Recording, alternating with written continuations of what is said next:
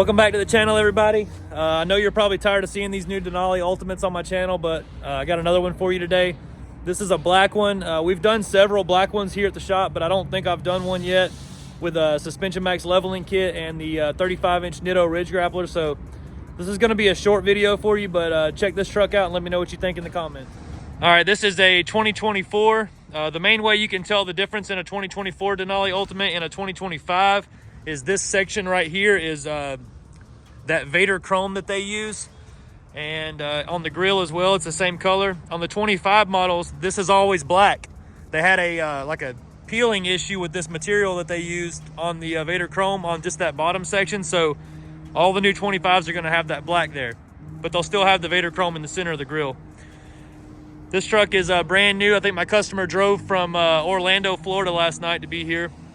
This is a Saturday install, which is kind of rare for us, but I told him if he got here at 8 that we'd do it, and he showed up at 9, so I'm still doing it.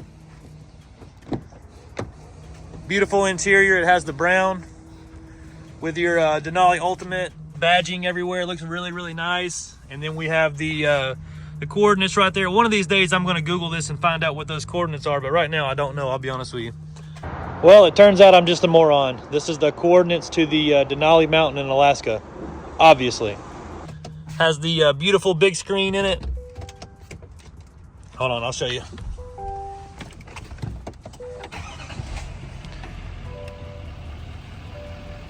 Man, that's nice.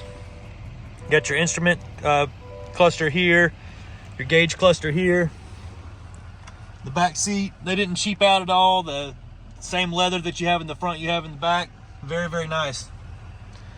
10 out of 10, I'd drive this truck every day.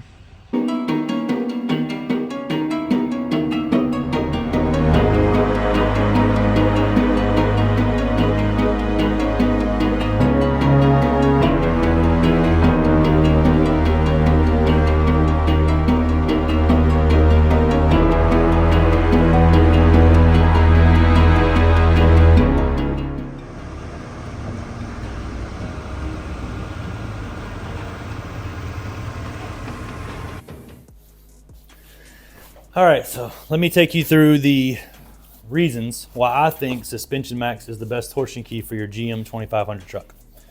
This is what I always recommend here at Southern Tire, and we don't have any issues with it. Not to downplay any other brand, right? Rough Country, Cognito, whoever, like I said, they all make a good torsion key. But here's the reasons why I think this one's better. It's kind of tough to explain if you're new to this, but here we go.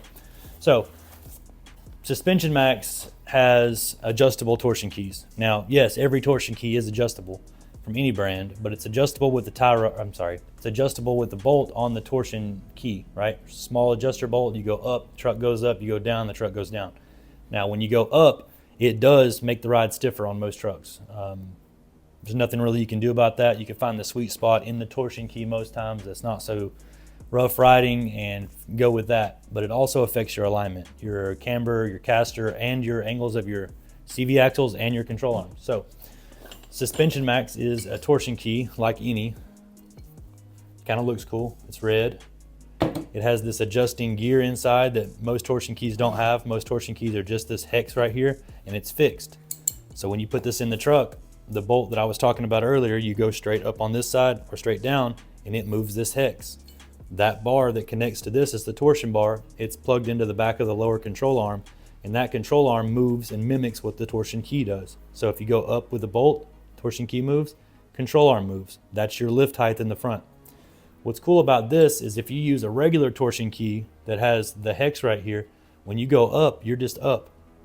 So when you have the torsion bar cranked at this angle, it does ride rough, it rides stiff. So what's cool about Suspension Max is they have, if you look on here, you can see numbers and letters. This is coded for every specific ride height that you want your truck to be at. So you can pull this hex out and twist it and put it back in somewhere, and you can maybe lower the torsion key down and still have the control arm think it's up. It really makes the ride better. Another thing is most torsion keys have a little bit of a gap in between where the torsion bar goes into here and this hex. And that also creates a ride issue when you go over train tracks, potholes, things like that. You really feel the slop in the suspension. This tightens that all up. Now, in the box with these, they also put in differential drop spacers. the bolts to adjust it with,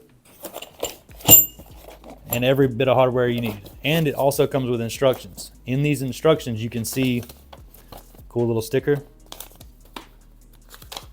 They actually give you a guide in here that tells you where you can pinpoint each ride height at the lowest setting on the torsion key.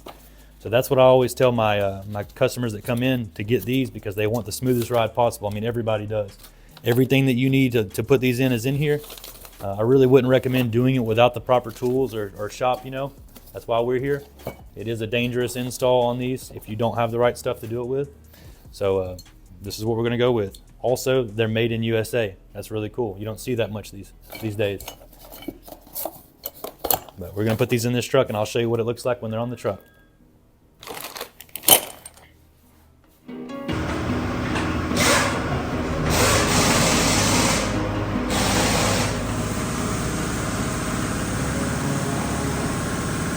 This is the 295/6520. This is the load range E129Q. All right, right here we have the 35/12/50/20. Probably a lot more common to see. It is the 12-ply load range F with a 125 load index. This one is a 129 load index. Then we go over to our last tire. It's our 37/12/50/20. This is the load range E 10-ply 126 load index. So I probably should have had my numbers right on this before I did this part of the video, but I'm just going to kind of wing it for you. The difference is this 295/65/20 is a metric tire, and in a small little box here on the side, they show this is a 35/11/50. That's the outer diameter and overall width, or overall diameter and overall width. 35/11/50.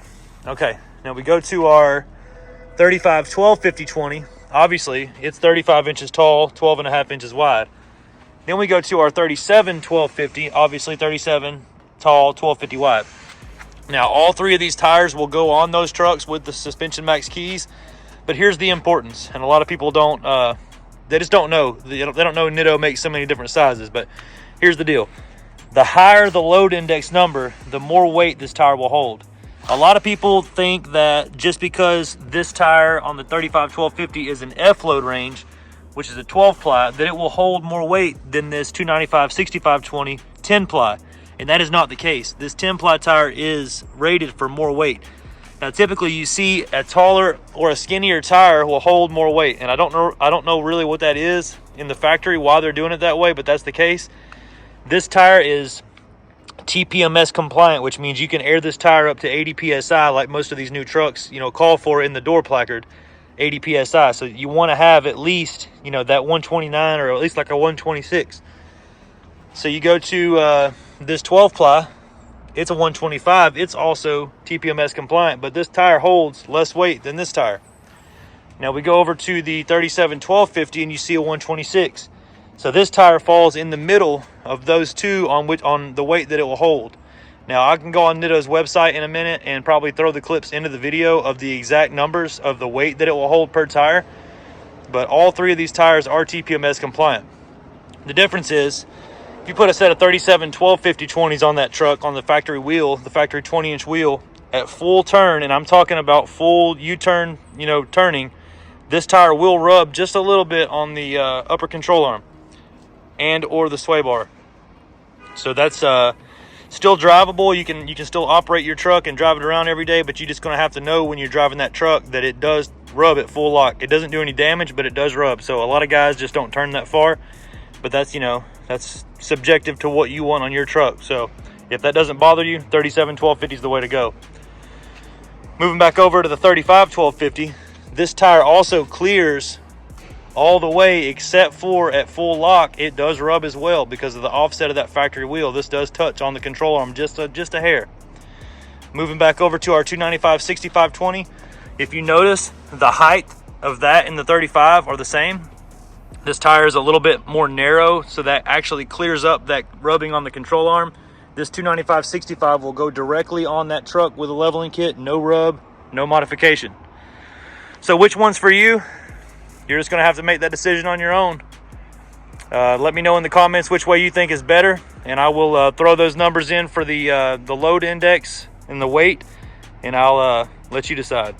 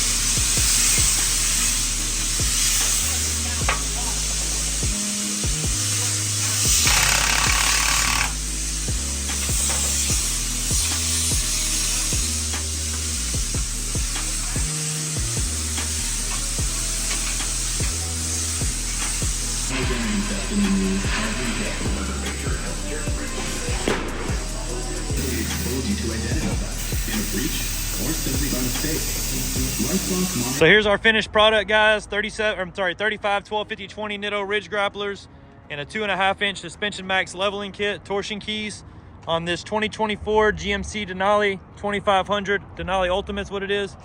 If you guys have any questions or you want to get a price on this, feel free to call me. I'm Jake. Phone number here is 678-994-9180. We're at Southern Tire in McDonough, Georgia.